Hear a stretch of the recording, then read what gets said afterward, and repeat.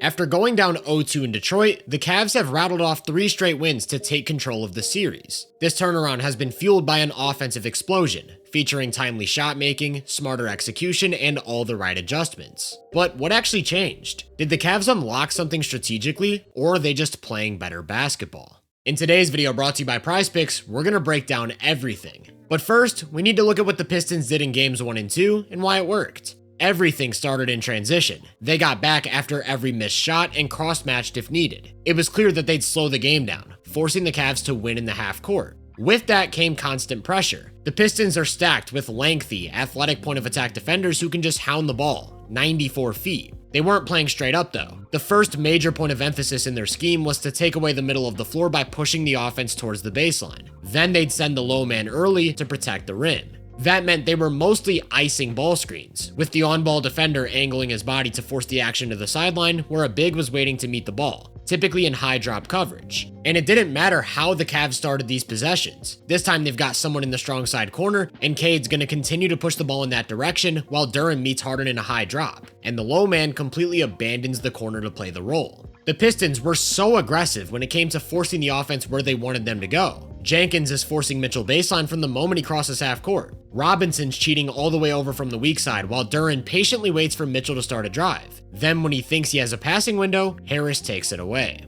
When Mitchell tried to force the issue and get to the middle of the floor, Cade didn't let him, at times defending him sideways. Then Duren gets way up in that high drop. Mitchell doesn't have space to drive or step into a pull-up 3. The goal was to make him get rid of the ball early, then rely on their rotations behind the play to both protect the rim and run shooters off the line. Here's a great example. Mitchell wants to get to the middle, but Cade turns his body and slides his feet to take away the angle. Then Stewart comes up to the level of the screen to force a pass. Who I really want you to focus on though is Caris LeVert. He's the low man and rotates a solid 15 feet from the corner to play the short roll early. When Asar rotates from the wing, LeVert X's out to a shooter while Stewart gets back to protect the rim.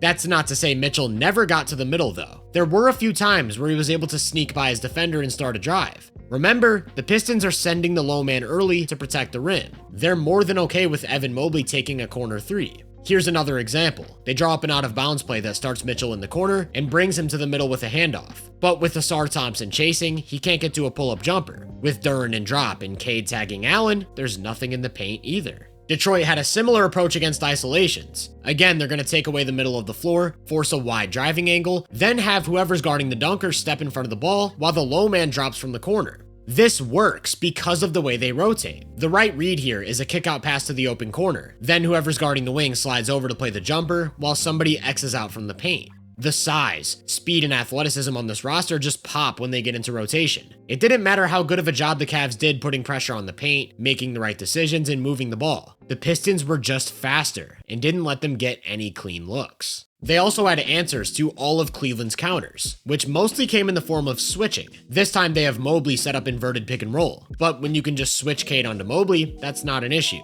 The luxury of having a point guard who can hold his ground in the post and get stops one-on-one. For most of the series, Cade's been matched up with Harden, which means he spent a lot of time at the point of attack. Anytime Asar's man set a screen, they'd switch to keep the ball in front of them. Same thing with Tobias. Like I said, they're perfectly fine with Cade on Mobley. That isn't really a mismatch. He'll slide his feet, cut off drives, absorb contact, and hold his ground. Then when they have a chance to switch back, he'll jump out on Harden and sit down on a perimeter isolation. In many ways, he was the guy unlocking their entire strategy. But he wasn't the only one. If Asar got screened by Mobley, they'd also switch. This time Asar actually messes up, so they peel switch behind the play with Duren taking Mobley while Asar drops to Allen. There's just so much you can do defensively when you're this big and athletic, especially when you trust your bigs to defend in space. Because while Duren was mostly dropping back against pick and roll, when the Cavs were able to get Harris onto the ball first, those two would switch. Not only can Duren step out and move his feet, Harris can play big. The only switch that the Pistons weren't comfortable giving up was with Duncan Robinson. For the most part, they had Duncan hedging to take away that space, while the point of attack defender recovered. Don't get me wrong though, Cleveland wanted that Duncan matchup. A few times they even got it. It wasn't really an issue for Detroit because the paint was still off limits. When Duncan found himself guarding Harden or Mitchell, he'd push the ball baseline. Whoever was in the dunker would come to that side of the court while the weak side corner dropped to the paint. Harden gets funneled into help and has to settle for a tough jumper. That was the goal. If Mitchell and Harden were going to beat them, it wasn't with downhill attacks, putting pressure on the rim, getting to the line, freeing up shooters. It would have to come over the top of their defense, trying to beat Detroit's elite perimeter defenders with their individual space creation and shot making. Needless to say, they didn't. In games 1 and 2, every 75 possessions, Harden and Mitchell combined for 46.5 points. They attempted 1 shot at the rim and over 19 from short mid-range. Talk about an imbalance. Naturally, that led to a true shooting percentage of 52.7, well below either of their averages. And they couldn't open up their teammates, actually averaging more turnovers than assists. It wasn't just the backcourt though. Out of pick and roll, Mobley and Allen didn't have access to the rim. Anytime they caught the ball, it was crowded. They had to create from the short mid-range as well. So as a team, there was a major imbalance. In the regular season, they averaged 26 shots at the rim and 20 from the short mid-range, every 100 possessions. In round 1 of the playoffs, there was a pretty standard drop-off. You'd expect a couple less of those easy ones. But in the first 2 games of round 2, things went off the rails. They couldn't get any layups, just living in that 5 to 10 foot range, which, along with some turnover issues, destroyed their offensive efficiency. After producing a 119 offensive rating in the season and getting over 114 in round 1, they dropped all the way to 109, well below average for their own standards, let alone the entire league.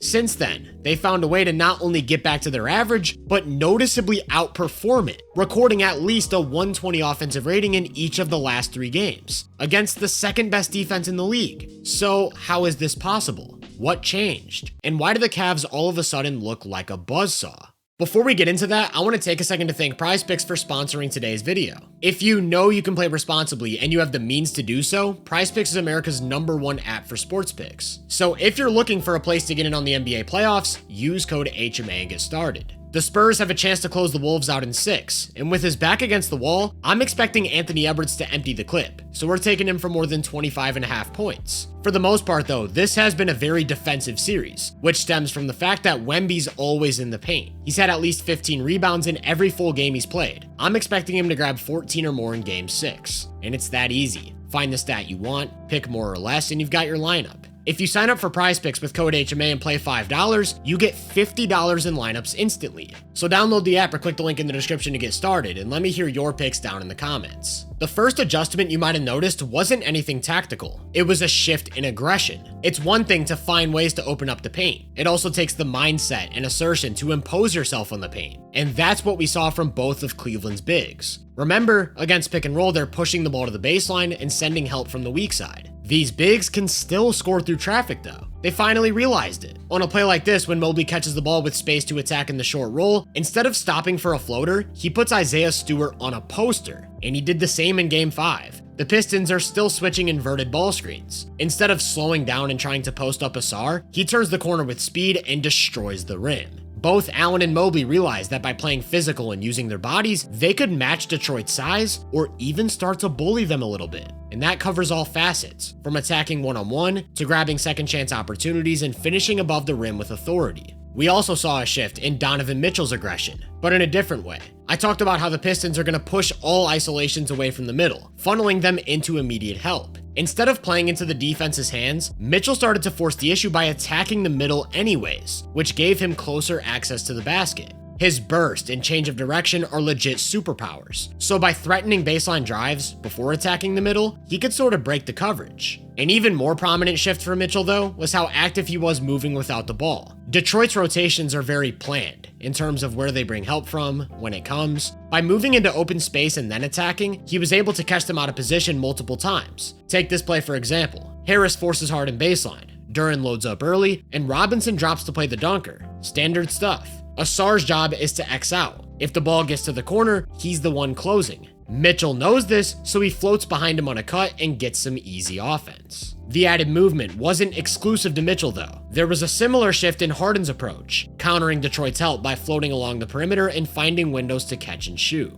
Honestly, I'm not sure we've ever seen Harden move like this. Take this play. He gets cross-matched with Duncan Robinson and immediately attacks one-on-one. After driving and kicking, he follows his own pass back to the perimeter. So when the Pistons get into rotation and the Cavs start moving the ball, he ends up with a wide open 3. Here's another example from the fourth quarter of Game 5, when they were down by 9 points. He beats Harris off the dribble, kicks it to the corner, then keeps moving to fill that space, draw a closeout, move it to Strus, and they get a much-needed 3 points. That's not to say there weren't major tactical adjustments too, though. For starters, Sam Merrill, who basically didn't play in games 1 and 2, became a key part of the rotation. He's mostly taken minutes that were given to Jalen Tyson. Tyson's a great shooter, but in comparison to Merrill, he's more stationary and has a slower release. So against the speed of the Pistons' rotations, he didn't pose a big perimeter scoring threat. Merrill, on the other hand, is one of the most dynamic off-ball shooting threats in the league, which helped them punish Detroit's defense in a wide variety of ways. Firstly, it allowed them to attack Duncan Robinson. Like I mentioned earlier, that's the switch the Pistons don't want to give up. But hedging is nearly impossible when a shooter like Merrill's just going to ghost the screen and slip into open space. And with the way the Cavs did their rotations, Robinson was guarding either Merrill or Max Strus, who can do the exact same thing and absolutely torch them from the three-point line. In other words, when either Strus or Merrill set a ball screen, the Pistons had to start conceding the switch. Now Mitchell's got Duncan on an island, a matchup they'll attack over and over again, not just one-on-one. There were layers to this. Here you're going to see Merrill set a down screen for Mitchell to get the switch onto Duncan before setting up the two-man game with Mobley up top. That forces the Pistons to switch Duren onto the ball, and Strus is one pass away, countering help by moving into open space for a practice jumper. This time Merrill sets a ball screen for Mitchell, all the way out at half court. He's left with a world of space to turn the corner and get downhill. The Pistons do what they've been doing, helping on a drive and Xing out to shooters. But it looks different. Why is that? It's simple. The biggest and most important adjustment in this series has been how the Cavs space the floor. When Mitchell has the ball up top, Robinson wants to push him away from the middle. Then Duren helps from the dunker while the low man drops to the paint. What the Cavs have done is put their weakest shooter, in this case Mobley, one pass away from the ball. That means an elite shooter like Harden is in the weak side corner. Mitchell uses his handle to get to the middle, Duren comes up, and he can't get back to Allen in the dunker. Compare that to a play from Game 1. Mobley's the guy in that weak side corner. So when Harden gets downhill, Harris can take Allen in the dunker while Duren helps on the ball. They're not worried about a kick out to Mobley. Here's another from Game 2. Cade forces Harden baseline, Duren's waiting to meet him, and Harris has Allen completely sealed in the paint. There's no lane to the basket and no great passing option. It was the same thing out of pick and roll. The Pistons iced this ball screen, and because Mobley's on the baseline, Duren can pay more attention to Harden, knowing that they'll be able to take away Allen on the roll. However, when Mobley's one pass away in the strong side corner, that's a much harder rotation to make. With an elite shooter in the opposite corner, Cade's hesitant to help.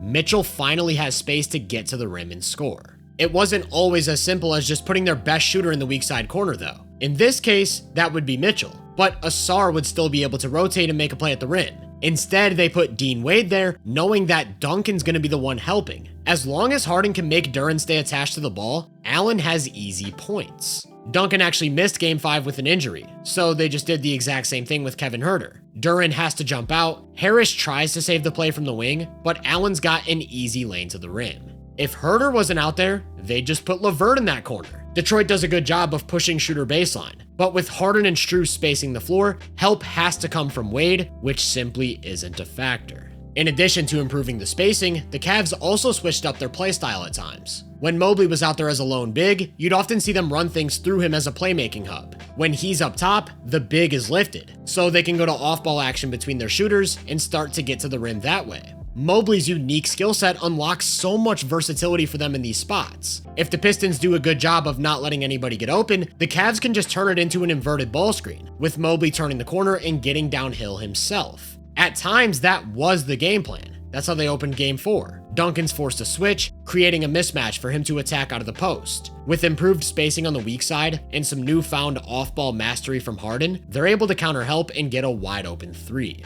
Speaking of Harden, one of the big stories throughout this series has been his improved level of play. I mentioned earlier that the Pistons are switching the actions involving Tobias Harris. That's the matchup Harden started to look for in Game 3. Clearly, he's comfortable going one-on-one against him, which is exactly what we saw down the stretch. Their entire offense was built around getting Harden that matchup and letting him go to work, to which he more than delivered, including the dagger, where he stared down Tobias, got into his bag, and hit him with a vintage step-back three that really should have been a 4-point play. This prompted an adjustment from the Pistons in Game 4. They stopped switching with Tobias. If Mobley set a screen, he would either drop back or jump out to the ball in a hedge. Then when they sent help from the weak side, guess who's waiting in the corner? One of the best shooters on the planet. They successfully took away Harden's isolations. In turn, they unlocked the Harden and Mobley pick and roll connection, which also meant unlocking the Mobley and Allen connection out of short rolls. And that's what we saw for pretty much the entirety of Game 5. Harden and Mobley with a spread floor.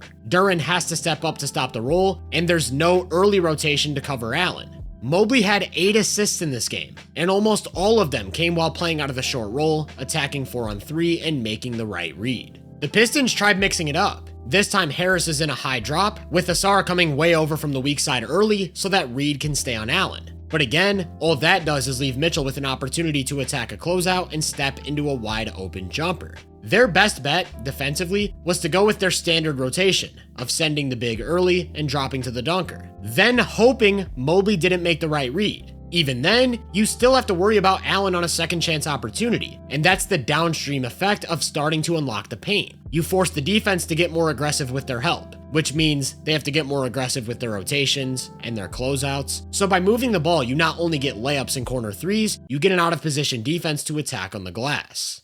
For all of the smart tactics and genius adjustments though, you still have to make shots. That's been the difference. Whenever they've desperately needed to hit shots, they've done exactly that. After Harden took over the fourth quarter of Game 3, it was Mitchell's turn to take over the second half of Game 4. He had 39 points, tying Sleepy Floyd for the most points scored in a half in NBA playoff history. In Game 5, it was Mobley's turn, not to have an explosive scoring performance, but to hit clutch shots, like this pick and pop 3. They're down 5, with a minute and 24 seconds left. If he misses this shot, there's a pretty good chance they lose the game. Instead, he knocks it down, the Cavs force overtime, and go on to take a 3-2 series lead, with a chance to close things out on their home floor. It's been a tale of two series for the Cavs. After struggling to score in games 1 and 2, they've blitzed an elite Pistons defense in 3 straight to take control. Not because of outlier shooting or turning defense into offense, but because of shifts in mindset, shifts in rotation, and most importantly, shifts in how they space the floor. They've completely broken this Detroit strategy wide open, and when you look under the hood, that impact reveals itself in a number of ways. As a duo, Harden and Mitchell are scoring almost 11 more points. They've more than tripled their volume at the rim while still accessing the short mid-range, which has helped them get to the line. After applying that pressure, they've gotten teammates involved while taking much better care of the ball.